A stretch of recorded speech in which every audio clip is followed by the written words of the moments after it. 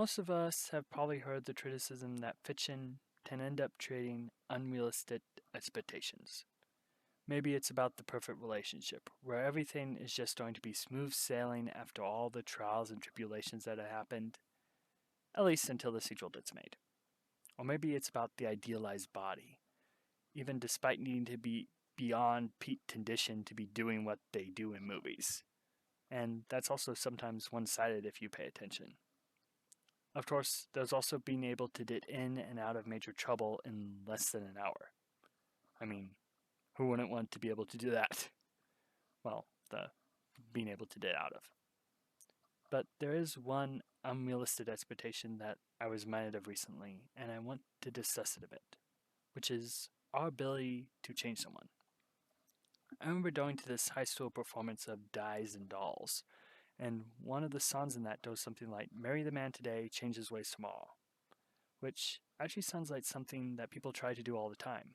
But here's the thing, we can't fix someone who doesn't want to be fixed. Now, that doesn't really seem logical. After all, if something is broken, it's supposed to be fixed, right? And it's also natural.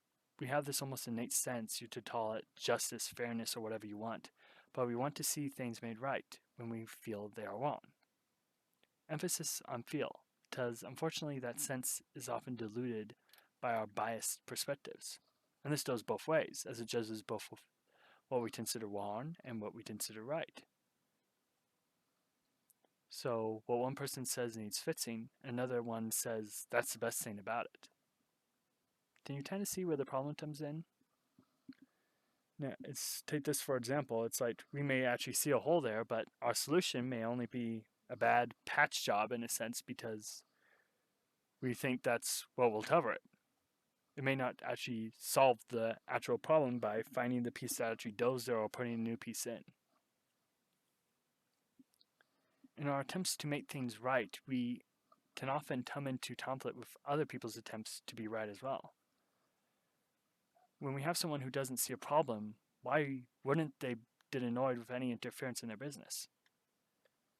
Take, for example, a door-to-door vacuum salesman who won't leave the customer alone even after they've told them that their current vacuum is doing great. Now, the rub there is that we can easily end up on both sides of that scenario, because then we have those biases. In the absence of any standard to hold to, we all have our own opinion of what the good life looks like. So while we are trying to tell all the reasons why our vacuum cleaner is the best and is a must buy, the homeowner is wondering if they can have us arrested for trespassing yet, so that they can get on with their dinner. In that case, the salesman wants to get paid, and the homeowner just wants to have peace to enjoy their meal. They are both going after the good life. Now this can go even further, in that we can have our own ideas for what the good life looks like for others.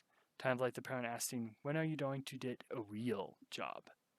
Now that's such a loaded phrase because there is terror in it, in that parents want their children to be provided for. But there's also the opinion of what constitutes a real job, and there's potential deep dive there. But we have people who are making thousands of dollars in line and can retire to somewhere other country, and it's like they're doing fine, yet they're working like 4 hours a week. It's just something to really think about.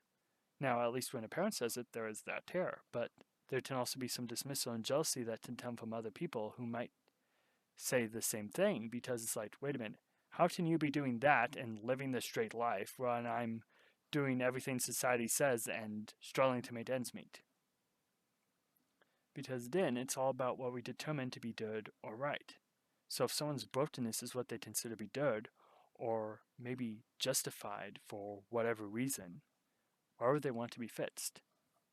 Think of the classical versus more complex villains from stories. We have this one group that will do things they do simply because they are evil. There's not much justification needed beyond that. Yet, that tends to be of the more cartoony stories. Because in real life, we will tend to justify whatever it is we do. We may even consider something to be wrong, but we will still do it for whatever reason we come up with. To kind of dip back on track, it's that ability to justify that makes it so that there are those that we can't really fix per se. Because then each of us has our own perspective on what a good human looks like. which is probably why we have so much trouble getting along with each other. Because we may be trying to do everything we think is right, while someone else over there will always try the opposite because they believe their way is better than our way. Maybe because they simply see themselves as counter to us, or maybe it's because they think they're smarter or whatever, but they're just trying to keep on their way. And we may be able to give all the points of reasons why they should do things our way, but they will still continue along their path.